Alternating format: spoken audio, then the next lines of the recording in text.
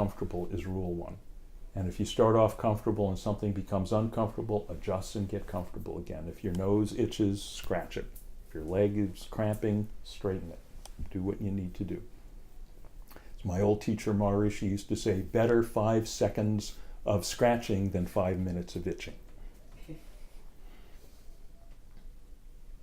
And especially those of you who may be meditating with us here for the first time, just the best thing is just throw away any thoughts about what's meditation, what's supposed to happen, what am I supposed to do, well, maybe this thing I did before or this thing I read over here. We just put that all up in a nice tidy bundle and push it out on the doorstep. You can pick it up again on the way out if you want.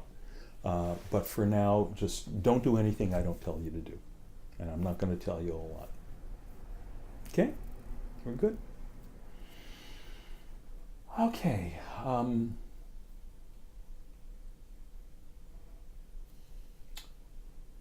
So, please notice what you're already experiencing right now. Just naturally. This is not a big metaphysical challenge or existential. Just in the most ordinary, straightforward way, without any meditation, without any special anything. Just what you're experiencing.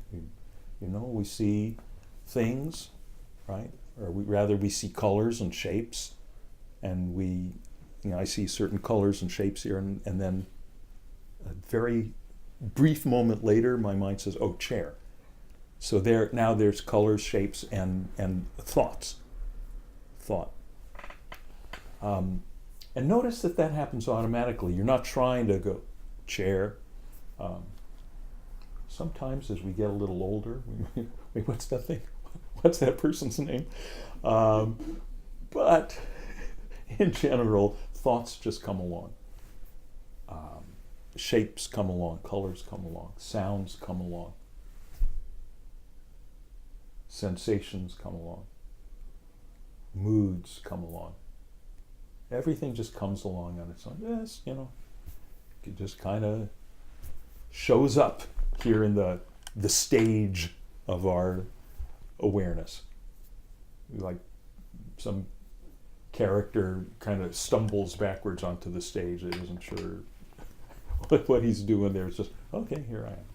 So this stuff just kind of shows up on the stage of our mind within the proscenium arch, and the characters interact. This thought might bounce off of that one, or this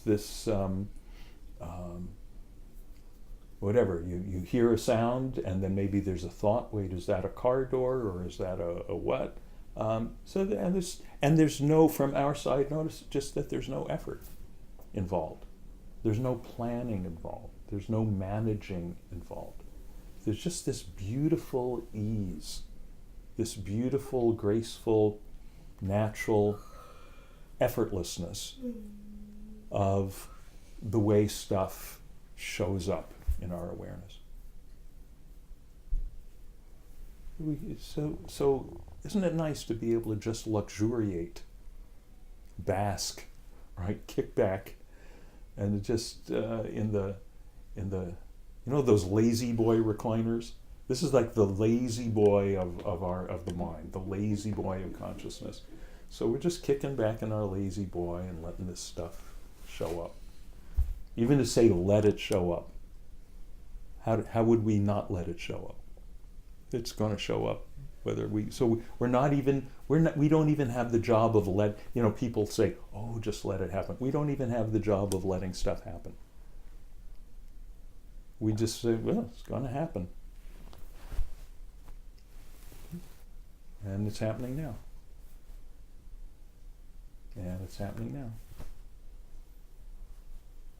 Okay? And it's happening now. Nothing we can do about it. Nothing we have to do about it. So the one little thing we will do for now is close our eyes. Okay? Don't meditate. Don't do anything special. Don't try to feel anything. All we're doing is swinging our eyelids through that, whatever it is, 60-degree or so arc to a different position. Everything else remains the same. Just luxuriating in this natural, effortless showing up of experiences on the stage of our awareness.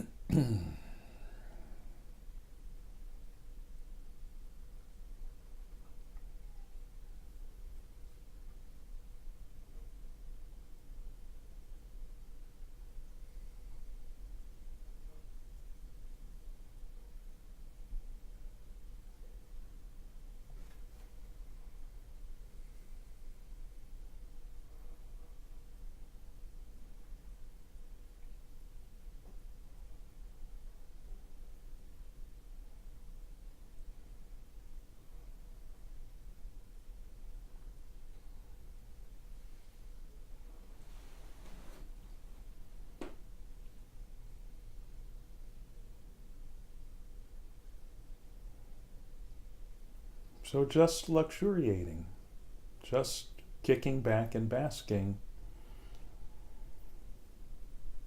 in the spontaneous freshness of natural awareness. Not trying to concentrate or feel anything special, not trying to be mindful, whatever that means.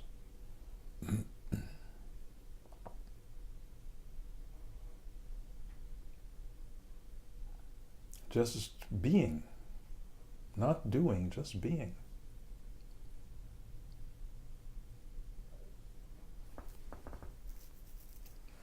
Just being this open area, this stage that we call awareness, within which the traffic sounds, the sound of my voice, the thoughts, the feelings show up and stumble around on their own.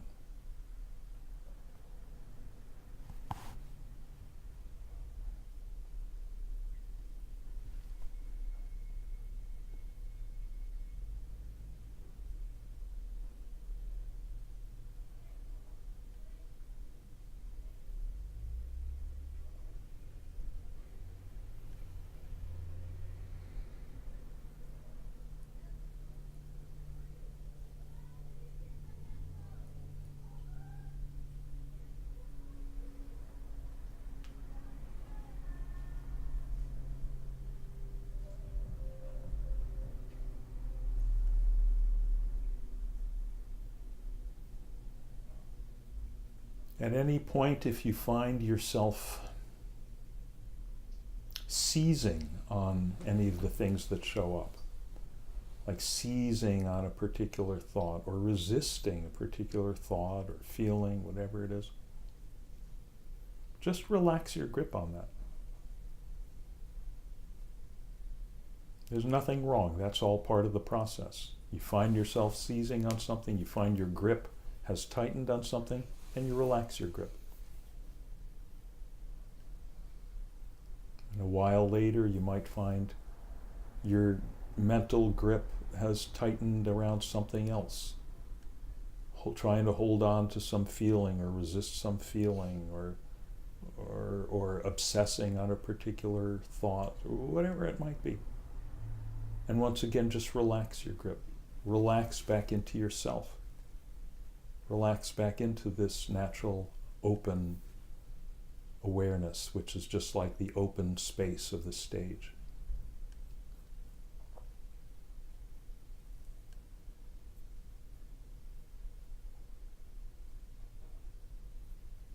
Only notice that this stage doesn't have any boundaries.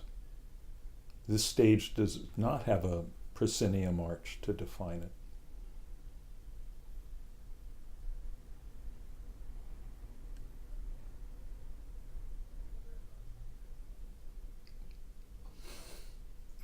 It has no edges.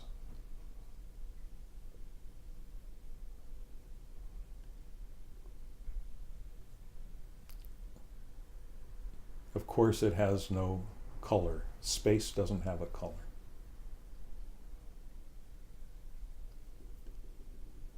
Colors can show up within it, showing up on the stage in the space.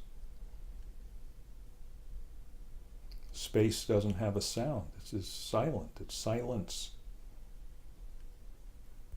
But sounds can show up within it.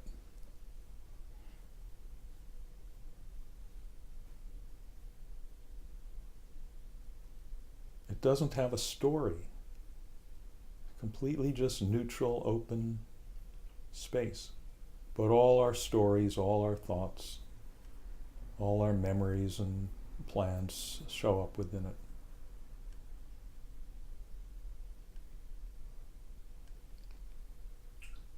And we're just allowing, of course, not really, as like we said before, stuff shows up whether we allow it or not. So we're just being in the situation where stuff shows up as before. That's all. Only for once, not particularly bothering about what stuff shows up. Not paying particular attention to whether this sound or that thought shows up. It doesn't matter. Just resting our attention on the space, which is ourself, the host space. Just resting as awareness, this open, empty, perfect, space-like awareness, which is you, the experiencer. As the experiences show up and stumble around within it, within you.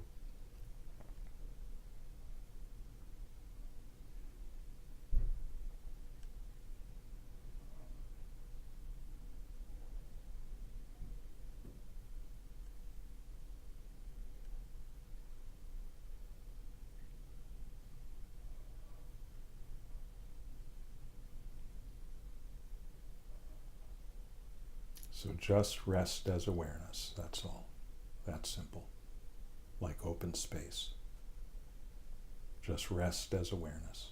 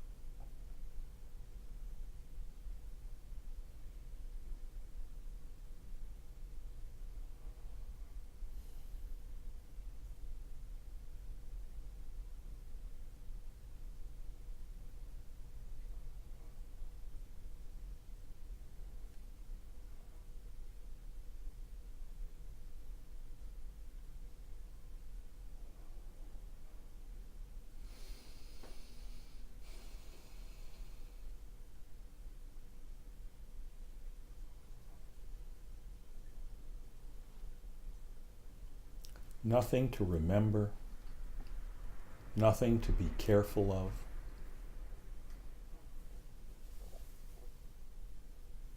No way to do it right. No way to do it wrong. Because there's no way to do it. You already are it. You already are this space, and it's always right here, not somewhere else that we have to go find. Anytime you look, am I aware? Oh yeah, I'm aware. So right here, that's awareness. Rest right here. And does the awareness have a color? No. Does it have an edge? No. Does it have a sound? No. Rest right here.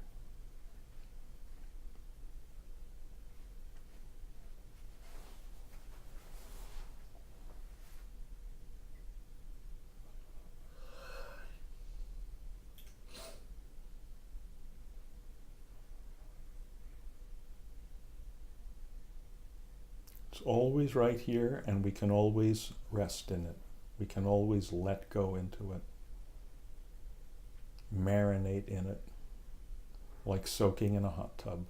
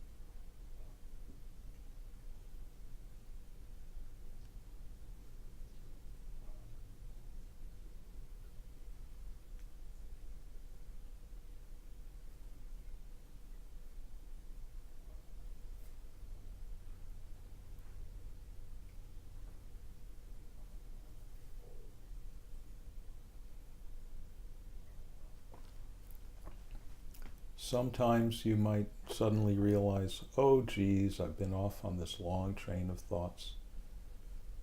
I have to go back. But of course, you don't have to go back anywhere.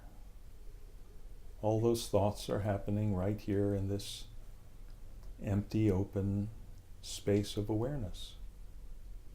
Where could they be? Where else could they be? You don't have to get rid of anything. You don't have to go back anywhere. Just relax back into yourself right here. Relax back into this space-like awareness right here.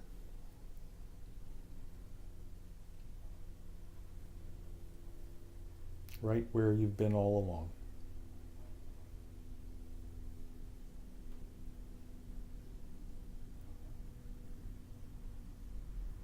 And not with the idea, and this time I'm going to stay here. I'm not going to wander off again. Of course you are.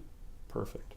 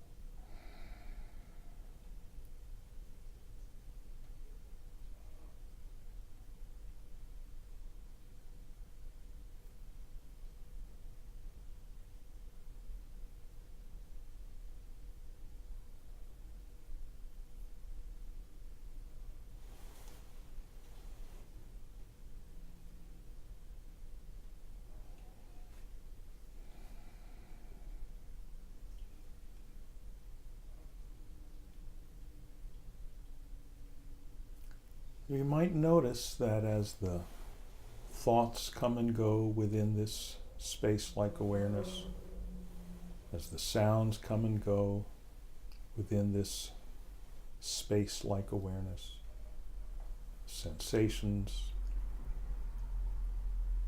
as the stuff comes and goes within this awareness, notice that it comes and goes frictionlessly. Nothing leaves a trail. Nothing sticks. It's all superfluid.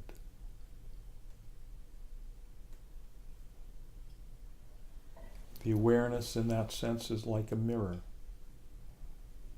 No matter how bright the colors it reflects, nothing stains the mirror. The mirror retains its perfect, brilliant, crystalline, empty colorlessness, beautiful colorlessness.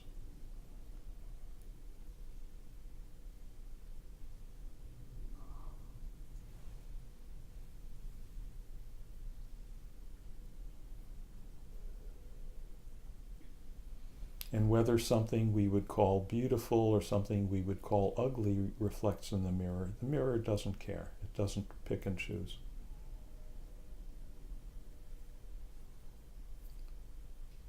Because it knows everything's just passing through. They're all just tenets.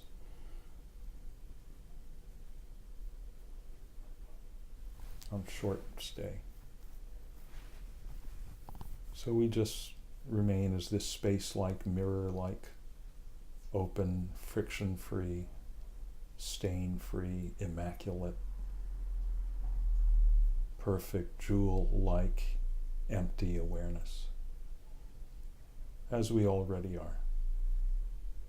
As we can't help but be.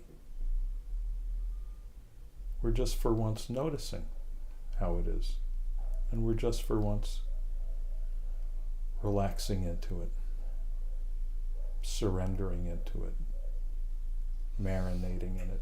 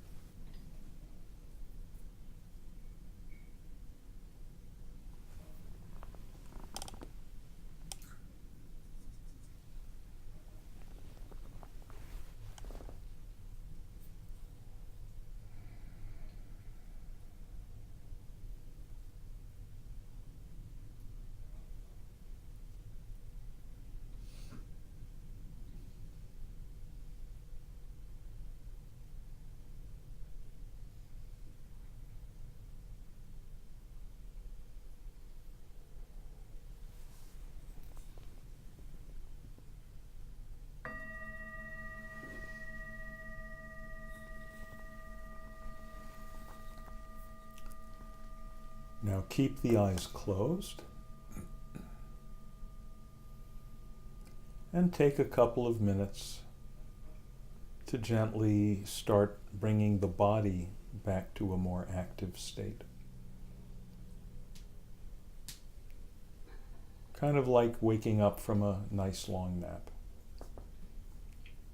So you could start to shift around in your seat a little. Maybe stretch or roll your head or whatever you feel to do.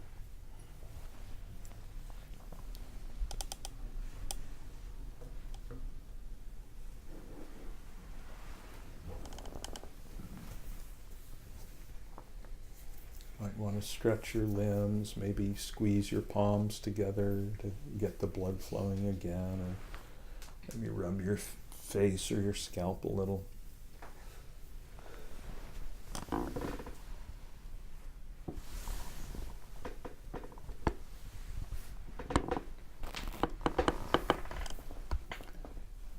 The body is transitioning back from a very deep state of rest, maybe deeper than we realize. So we always want to be gentle about bringing it back to the so-called real world.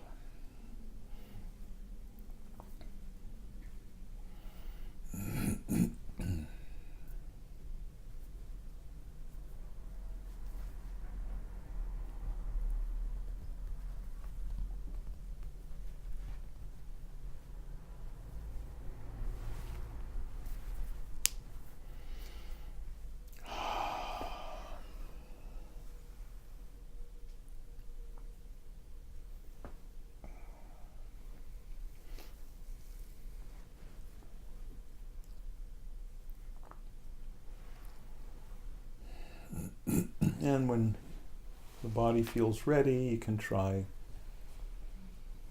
cracking the eyelids open a little.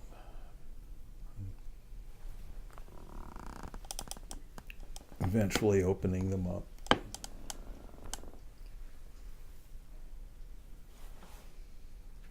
Just easing out in a very regal way.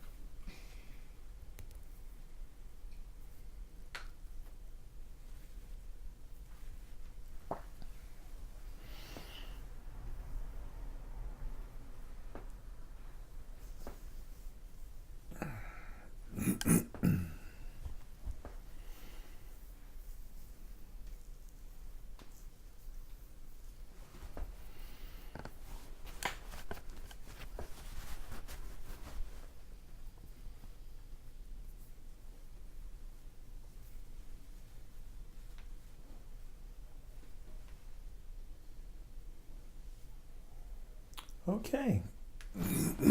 How we doing?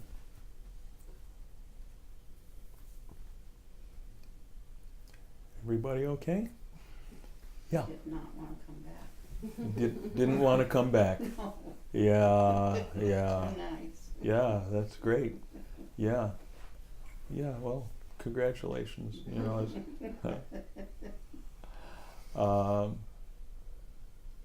you know, for people who've not experienced this, you know, if you're telling them what you did on Thursday night, and you go, "Oh yeah, man, I didn't want to come back from it." Well, what were you doing? What was happening? Oh, nothing was happening.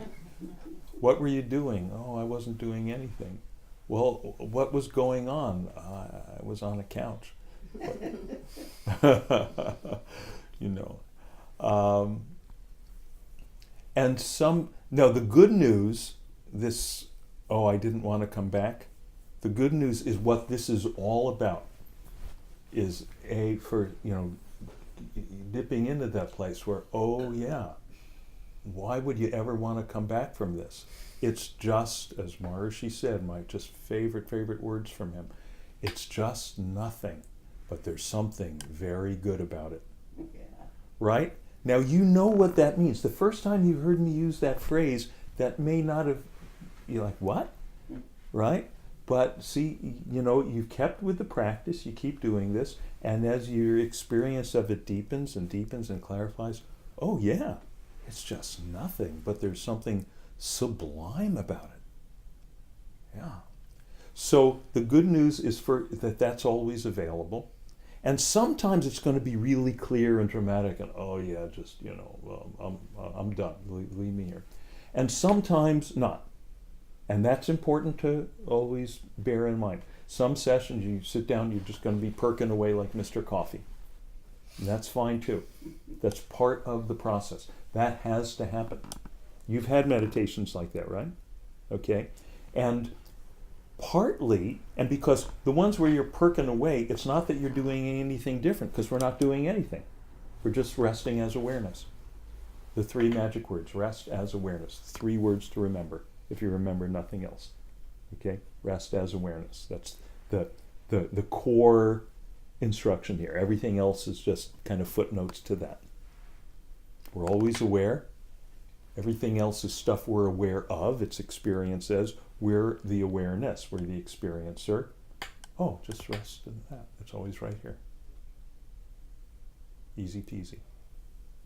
So, sometimes when we're resting as awareness, so there's nothing to do, but rest as awareness.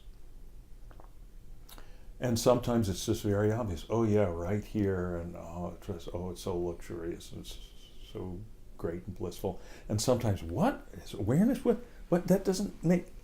I used to think that phrase meant something, and now it just sounds like completely stupid. What's that referring to? And I'm just caught up in thoughts and stories and and my body feels, ants in the pants. And that is because when we settle down, when the mind naturally settles down, because there's nothing we can do to make it settle down, the more we try to do to make it settle down, the more unsettled it is. But because we're just leaving things as they are, it settles on its own.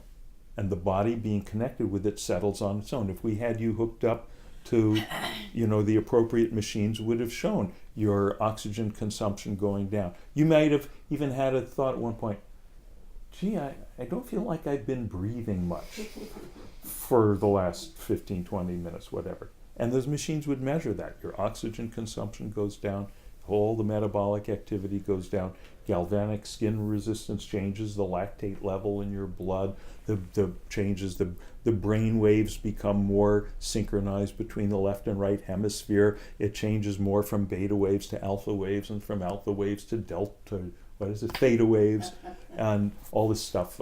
That's it. That's all the science I know.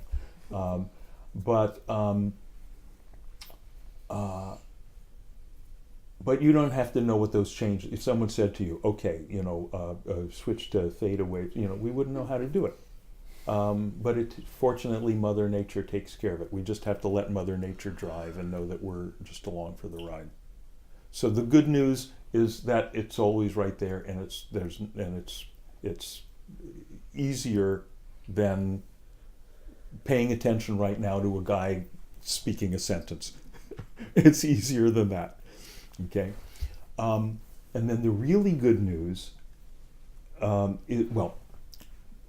other good news, we're going to get to the really, really good news in a second. So the other part of the process, the other good news, is that sometimes when you settle down like that, the neurological imprints of old traumas and stresses spontaneously start to unwind, spontaneously start to flush out of the system.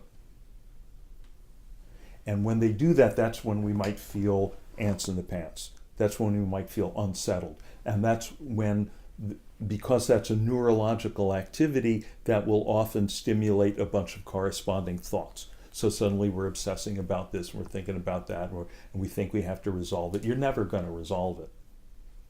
That's not the point. The point is it's just you're getting your radiator flushed, so old crap and rust and whatever comes out. That's what we want to have happen. Right? You've had meditations like that. Right? And it's because of the meditations like that the pathway gets cleared, and you're able to have these nice, clear, blissful ones like you just had. So both of those kinds of experience are necessary, valid. Long term, as we continue to do the process for weeks and months, and as you have, and for years, and it's different for everyone, how long it has to happen. But the long-term trend is that as the stuff gets cleared away, more and more the nervous system is open to just anytime we close our eyes.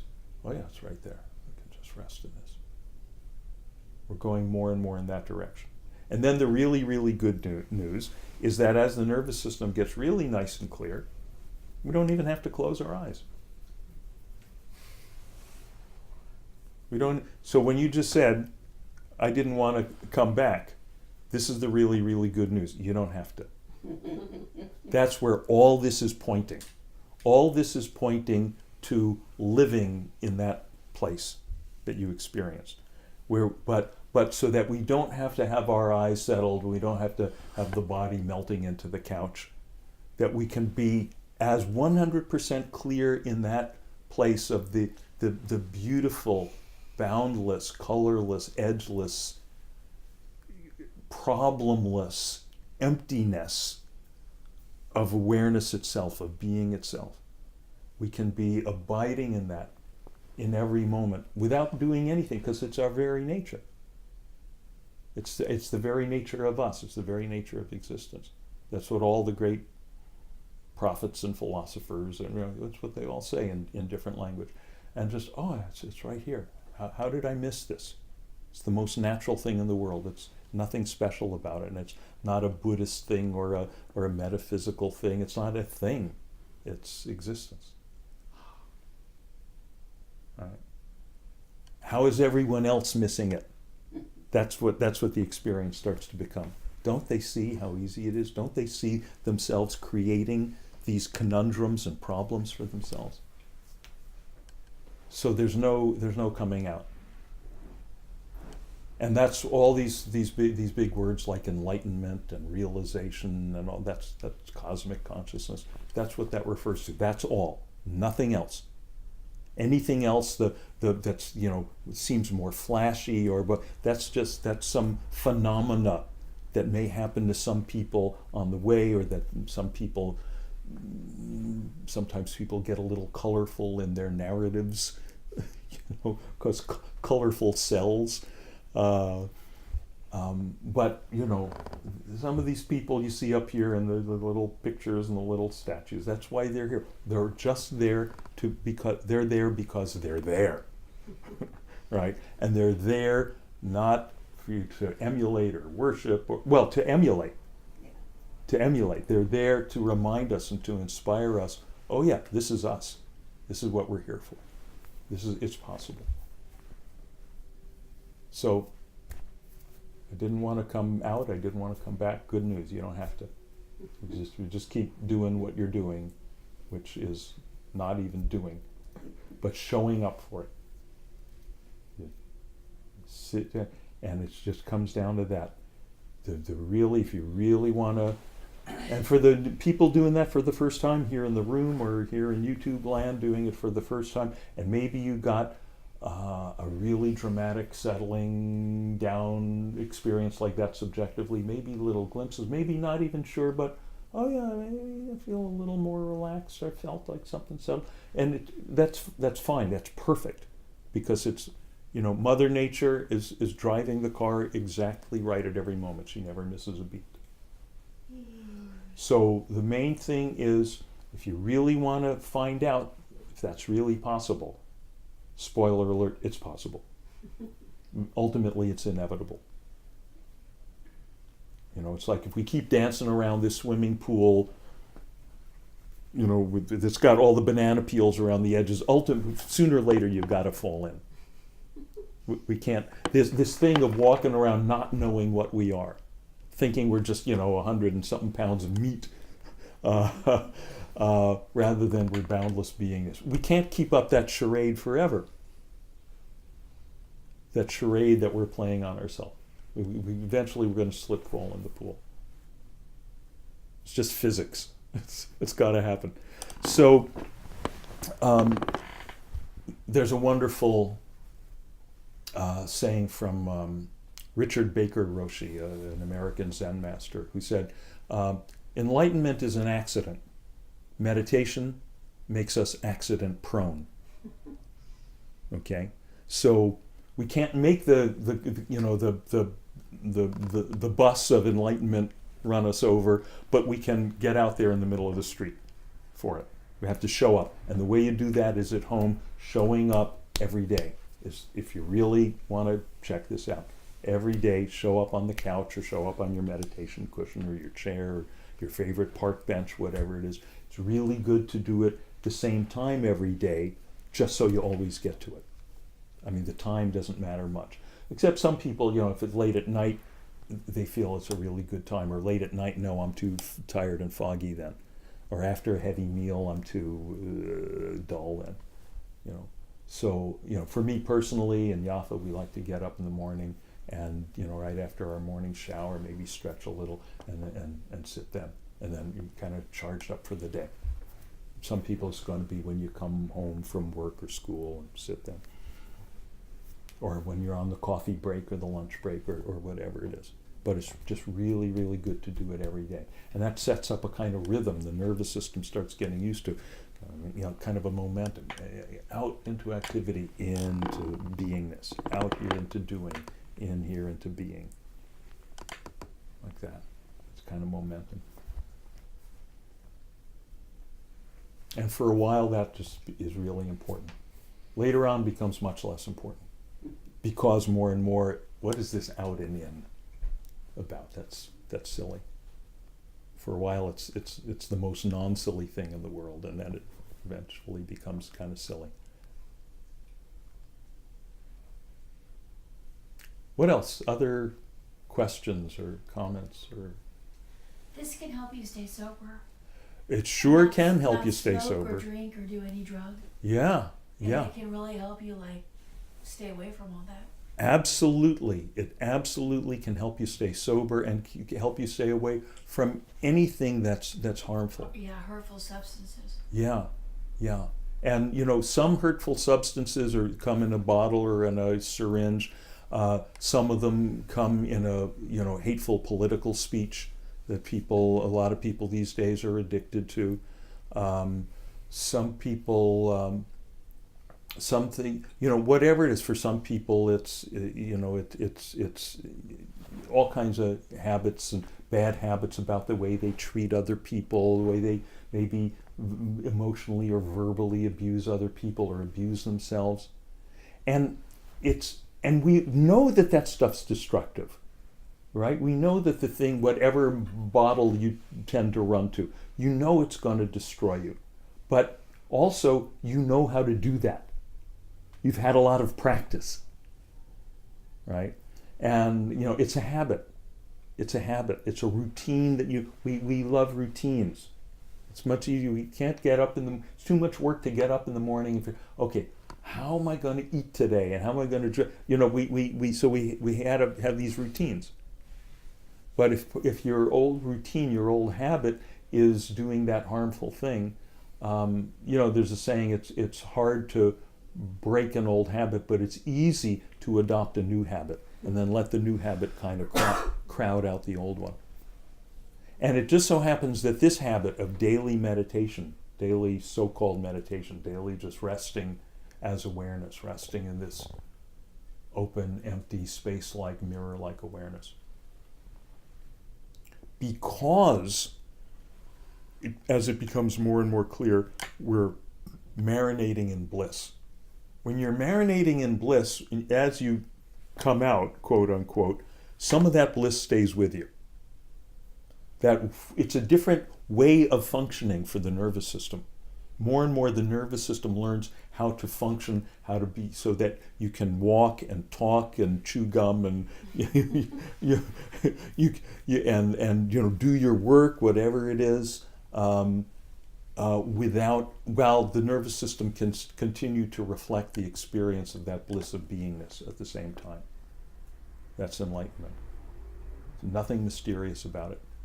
It's not having visions of God as a 500-foot tall purple jelly bean or whatever. It's just this right here. It makes you serene. It makes you serene, and that serenity, it helps you find the serenity that was always at your core. It's not making up something new. It's discovering that thing that somehow you overlooked, and then it's not. What more and more becomes the situation is you don't have to tell yourself, no, don't have that drink, don't take that drug no matter how much I want it. More and more, you don't want it. When you're feeling serene like that, you don't want to mess it up.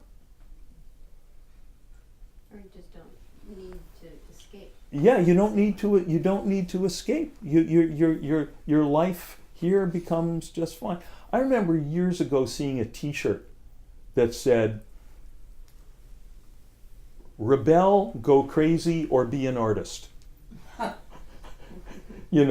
And it was very interesting kind of expression about the quandary that sensitive people in this world find themselves in. Like there's things that just seem so unsatisfactory. So you either have to start, rebel, start lobbing the Molotov cocktails through the windows of the government offices or whatever, or you just go crazy because you can't handle it, or you be an artist. You find some new, interesting, creative way to express things.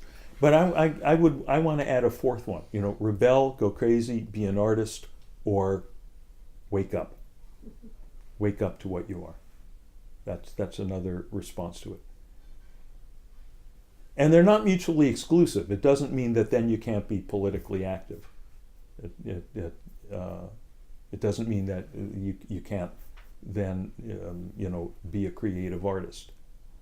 I feel like my creative art is writing. It keeps getting better. Yafa's creating art is making films. Her work just gets better. I mean, you know this. You've experienced this. Whatever you do, if your creative art is underwriting insurance policies, that might sound unglamorous and unspectacular and unhumanistic, but no. Underwriting insurance policies, you're helping people live the life that they need and want to live. You're helping them have you're helping them have serenity, because they don't have to worry about, some terrible illness or something, putting them in the poorhouse. Well, whatever it is, even working at Starbucks, whatever it is. Working at Starbucks. There was a guy that was working at this Starbucks, Maurice. He's moved now to a different one. I don't know where he is, but Maurice, if you're out there, hi. He was every time this Starbucks 2 blocks away. Every time I walked in there, Maurice, hey Dean, how and he was just. It's like he figured out that his way of walking and chewing gum at the same time is he can pour the shots, pour the espressos, and do all that, and just bring sunshine to each person that walks in. And you can do that in whatever you're doing, right? I mean, haven't you experienced that? You go into some store. Yafa had an experience. I'm not going to name this particular business establishment not far from here. The other day she walked in and there's some, she was telling them, oh, listen, we need this thing and that, and I go, yeah, right. For the same money, they could be going, oh, I'm so sorry to hear that. Okay, we'll take care of that. Have a nice day. Good. What else? What else is on your mind? Well, as you said also, I mean, it's not like then when you come up against difficulties, you don't deal with it. It's not like everything's rosy and serene. I mean, there's hard stuff in life, and so how this... Yeah, there is hard stuff in life. And sometimes still, right, even with months or even with years of meditation under your belt, something's going to come along and you go, oh man, I don't know how to deal with this. Or, oh, this is really terrible. Or, it might even be, oh no, this is, all is lost now. You might have those thoughts, you might have that reaction. But then the next moment comes. And more our nervous, with all those hours you spent with your butt on the cushion or your butt on the couch, your nervous system's becoming more resilient and your mind's becoming more creative. You come up with something. You have to handle the situation some way. And it becomes clearer. I've said this here before. One of the things that I most enjoy about, whatever progress I've made in my own little life, with practicing this stuff for a while, is making so-called decisions. It just less and less feels, it used to be all this well, okay, I go, if I do this, and if I do this, it's, all that thinking, I hate thinking. And just more and more what it's like is, here. You know what that feels like? It's like over here it feels congested, and over here it feels congested, and in between the two congested places, there's the clear passage. Right? And that clear passage, what that feels like, it feels like that same open emptiness of awareness itself. And it feels like when LeBron James goes to the net. He's going through that passage, through the guys defending the net. And everything else, every beautiful gesture, whether it's in sports, in film, in writing, in art, there's that feeling of clarity, of openness, of And the best possible decision for you, the best possible response to a difficult situation or any situation in any moment, it always has that feeling of, there. And you learn, you get the taste more and more. You learn to recognize it. Because it's always there, it's always presenting itself. There's always somewhere you've got to go in the next moment. And one of those, of all those possibilities, all those 365, degrees of directions you can go, one of them has got the most clarity and most openness. You just get more and more of an intuitive sense, and you just know. And more life just becomes this graceful dance each moment, this going to this space, this space. Yeah, na, na, na, na, na. Roller skating in Rockefeller Center or something. Yeah, what else? It was interesting what you said about not always having the same kind of awareness every time. Yes. Because this time for me, it was much harder to focus. My work kept coming into what I was trying to not have it do. Right. So, maybe it was because there was more stress today at work. I don't know. But if I can maybe be more aware and do it, like you said, take some time to do it every day. Yeah. It might then be a little bit easier. Today was hard. It was hard. So two things that you just said. Let me summarize. One is it was hard, and the other thing you said was there were a lot of thoughts. Okay? Now let's put those two things together, and let me ask you this. Was it hard for you to have a lot of thoughts? No. Okay? Right. They just came. For me too. Okay? Now the other thing you said was it was hard to focus. Okay? Now, do you remember a part in the meditation when I said, okay, now focus? No, you never said focus. No, I never did. And I never will. I never will, and I never do except with a word not or no in front of it. Yeah. Okay?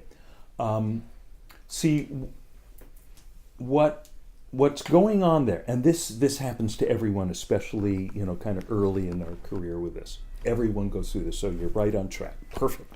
Congratulations. What happens is we think thoughts are a problem.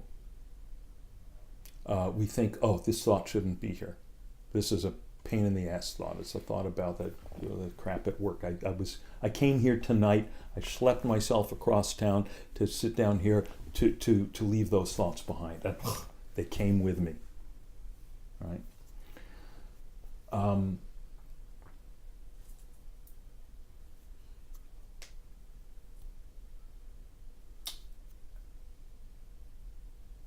Think of them as like when you're in a restaurant and you're just sitting there enjoying your, whatever's your drink of choice, your cappuccino, whatever, that's mine.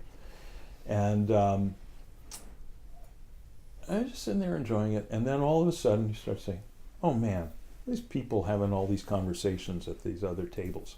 How can I sit here and enjoy my cappuccino when these people are talking over here, these people are talking over here?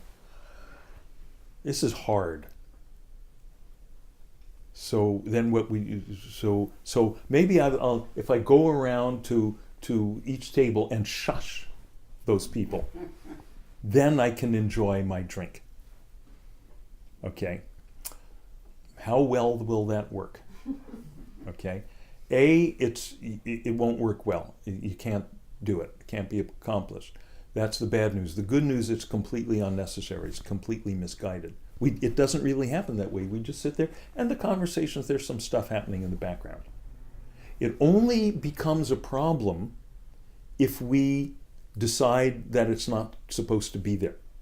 All those thoughts are not supposed to be there. So this little light bulb that goes, all these thoughts are not supposed to be there. You know what that is?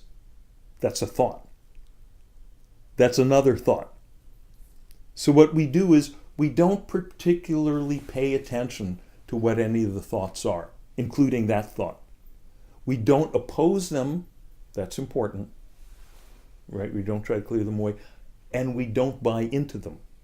What you can do is treat them like they're in a language you don't speak. Do you speak Bulgarian? Okay, so treat them like they're all in Bulgarian. They're all in Bulgarian. Treat them like they're, you know, in the old Peanuts cartoons, the grown-ups, you know, who are always standing out of the frame and they're always going. Okay, so just treat your thoughts like they're the grown-ups in the Peanuts cartoon. And it's just some buzz. But the idea that thoughts are not supposed to be there, it's an idea that it's an old idea. It tends to get rather firmly fixed. I mean, I've had people, God, I remember once when I was teaching in New Orleans years ago, and some person just came to our meetings just regularly, faithfully, sat there, and after like 6 months, one night, she said to me, "Oh, I realized in the meditation tonight, you just let it be, you just take it as it comes." I go, "Yeah." And she says, "Well, why didn't you say so before?" And of course, I had been saying nothing but that, right? But sometimes, you know, we're so firmly kind of fixed on that idea that no, we're supposed to focus the mind or clear the mind or concentrate or, you know, make stuff go away or whatever, have a particular experience, that it kind of takes away, and all it takes is just, as you say, sitting down at home, preferably every day, even for a minute or two, right? And the more we do that and just let Mother Nature take over, Mother Nature will drive us in this direction every time. And then it becomes more and more clear, more and more realized. I will never be able to convince you that, no, it's not about focusing, but the experience will convince you. You know? Yeah. Also, you've talked about the people who were wired up and some of them. Yes. Oh yeah. Thank you. Thank you very much. This is really an instructive story. The science that I was quoting before mostly came first out of studies done right at the end of the 60s, beginning of the 70s, by two researchers, Robert Keith Wallace of UCLA and Herbert Benson from Harvard. They teamed up and they did those findings and published some in Science magazine and in Scientific American. And that was kind of the beginning of this age of a more scientific understanding of meditation. And I knew Keith. I knew Keith Wallace from UCLA. And I heard him informally once talking about that research. And he described how at the end of a session, at the end of an experimental session, as he was taking the EEG leads off the subject's scalp, he would ask them, "Well, what was that session like for you?" Just informally. What was that session like for you? And sometimes they would say, you know, as you did, "Oh, it was just deep, it was great, I didn't want to open my eyes." And sometimes they would say, as you did, "Oh no, it was really hard, I couldn't focus, I was having all these pain in the neck thoughts about work." And so he would then go to the numbers, the readouts, to see what's the difference between neurophysiologically between her meditation and your meditation. And what he found was there was no difference. What he found was that no matter what the experience is subjectively, objectively the settling down is about the same. Yeah, it's interesting. And can you feel how liberating it is to know that? Thank you, Yafa, for my, yeah, that's right on point here. The story, 'cause it's so like, oh. Yeah, so not only are we not driving the car, because Mother Nature's driving, we don't even know where it's going. We're in the back seat wearing a blindfold. So just whatever, we just give up. Sooner or later you give up. That's the key to meditation. You just give up. Just surrender. Yeah. So you're right on track. Perfect. What else? So you mean we are still benefiting from Yes. meditation even if we feel that we were restless? Yeah. So I'm not sure how whether you've been practicing at home with any regularity, and if not, perfect, great, good. But if I knew you were, then my next question would be, you're going, oh, my meditations suck, and every time it's just thoughts and nothing going on. I feel restless, blah blah blah blah blah. And I would sit there and sympathetically listen. And then my next question, if I knew you'd been meditating regularly at home, my next question would be, how have things been going during the day? And then I guarantee you, would answer, actually pretty well. Actually, wow, I hadn't thought about that, but I'm finding that my thinking's a little clearer. I'm a little more, relaxed about situations. And sometimes this is one of my favorite things to hear. Is people will say, I think I'm about the same, but somehow the people around me, those other people at work, are becoming much nicer. All right, and of course, what's changed? They're not doing anything different as far as we know. It's you, but because we're starting to reflect, coming more and more from that place of silence, that place of other people pick up on it in very subtle ways. It's like when you strike the pitchfork and it vibrates a particular, the other pitchforks will start to vibrate in response to that. And this awareness, this beingness, is the deepest note of everyone's life. Were we talking last time about the deepest note in the universe? No, the deepest note in the universe? It's a B flat, 57 octaves below middle C. Wow. That's the sound that comes out of a black hole. Wow. And I don't comprehend the physics of this stuff, but I know that what these brainiac physicists and cosmologists have worked out is that that's not only the lowest note, the lowest rate of vibration in the that exists in the universe, it's the lowest one that can exist in the universe. It's like that's the basement of the universe. B flat, 57 octaves below middle C. That's so great. I just love mentally. Here's an interesting little meditative thing. Like you can play a B flat on your guitar or your piano or something, and just then mentally go, okay, let me mentally do that B flat. Now let me do a B flat an octave below that. And now let me do a B flat an octave below that mentally.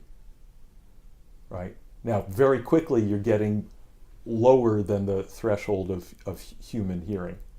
But can you in some way mentally, kind of abstractly something, do that? And then try to keep going. See how low you can go. It's just fun. And then even just abstractly, the idea of going down 57 octaves. And that's like absolute zero of. So those waves are going through there. That note is right here in this room right now. But you can't hear it because the waves are millions of times bigger than your head, bigger than the distance between your ears, so you can never hear it with human ears. That's fantastic.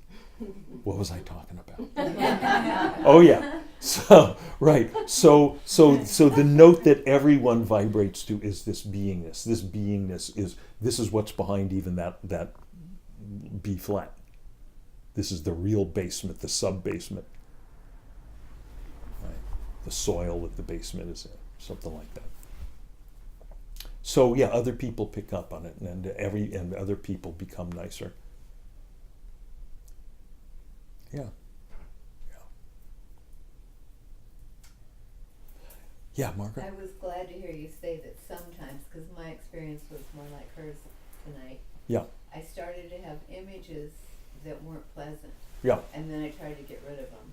Yeah. And then I realized I was thinking. Yeah. And then I would try to be rest in awareness, but it would come back sometimes. I was glad to hear you say that sometimes old traumas come up, Yes. and that's the way I interpreted it was like a healing thing. Yeah. That you're, Right. Yeah, the old So it's traumas not come to up. be- That's what's supposed to happen. That's part of the process. okay. And yes, it is a healing process, and it will keep on, thanks to, because Mother Nature is merciful, it will continue to happen until you're healed. Okay, that sounds good. Yeah. Oh, yeah, it's the best. It's the best, and it really happens. And it's doesn't necessarily involve a bunch of psychotherapy. Not that, that's not, Right. that may be very helpful for some people at some junctures in their life, but on this deeper level, this neurological level, that healing goes on without having to analyze it, or it's just on the neurological level, it's getting cleared out. And we know this, and some of you may have, you've had therapy, or you've whatever, sat down and talked stuff over with your good friend or your wise mentor or whoever it is. So intellectually, maybe you've figured out a lot of the stuff. Oh, this thing happened because of the less than optimum thing about my mom and dad's relationship and what they modeled in their marriage, and so I've got this thing going on, and you totally or whatever it is, you totally understand the pattern. You totally understand that it's just a pattern. You totally understand that it's destructive, and yet you keep doing it. Yet you still feel stuck in it. And that's because understanding it can be helpful. Sometimes, in some circumstances, you see it clearly, and then, why am I doing that? I used to smoke cigarettes years ago. And one night I was in the middle of smoking a cigarette. I'd made no plan to quit. I was in college. I was very happy to smoke. And I'm in the middle of smoking a cigarette, and suddenly I just got this kind of bolt of clarity. And I'm like, why am I doing this? And I put it out, and that was it. I was done with smoking. And that's the kind of thing, Laura, you were talking about, with substances and addiction. More and more, it's just, sometimes it just falls away. You realize, when was the last time I did that? It's a waste of money. It sure is a waste of money. Yeah, it's a wasteful. Imagine all that money that you Yeah. have back from the cigarettes. Yeah, that's right. That's right. A waste of. Time. By the way, I was reading a thing the other day about the terrible, terrible opioid crisis, and they're saying it's America's #1 killer drug. 47,000 people. 47,000 people A day. dying. No, per year. Oh, per year? Per year, 47,000. Okay. And it's America's #1 killer drug. But actually, that last sentence is not true. America's #1 killer drug is tobacco. And that kills 10 times as many people per year as opioids. Wow. Okay, just saying. Just saying. But, the good news is if you're sitting there, and you've spent some time marinating in bliss more and more, you just, without even intending to, one day you might, gee, I haven't been hankered for a cigarette for a while. I can't remember the last time I lit one. It can fall away like that. And sometimes I remember, again, this was in college, and I'd been meditating for a while, and I had a friend who we'd started around the same time. Hadn't seen, his name was Kip. I hadn't seen him for a while, so I went to visit him, and I said, so Kip, how's the meditation? And he said, it's great. And by the way, he didn't say, oh, I'm having blissful experiences, and I'm not having thoughts. And he just talked about what he experienced during the other 23 and a half hours of the day. And he said, yeah, my grades are getting better, but somehow it's easier, it's less work, and I'm getting better grades. I'm getting along better with my parents. He said, the only thing I've been kind of disappointed in was, I'd heard about people when they start meditation and they stop smoking. And it kept not happening. So finally, I just stopped. I said, wait. I said, Kip, that was it. What did you expect to happen? They were going to jump out of your pocket and into the trash can? That was it. That was the spontaneous happening. Yeah. Yeah. I'll make Yes. Oh, look at this. We're almost done here. So, boys and girls, a couple of things coming up. One is right here, and we're going to have our day-long retreat. Some of you have been to some of these. We do this every 4 times a year now, once every season. This one is going to be, the theme is the wisdom of the Bhagavad Gita, and as always, the orientation will be how practically do we use this in our life. And the Bhagavad Gita is just a tremendous, tremendous book. So I hope, if you haven't already, I hope you'll consider signing up for that. Any of you out in YouTube land, if you're going to be in the LA area, in May Cinco de Mayo. May 5th, Cinco de Mayo, right? Okay, so it'll be Sunday, May 5th from 10:30 to 5:30.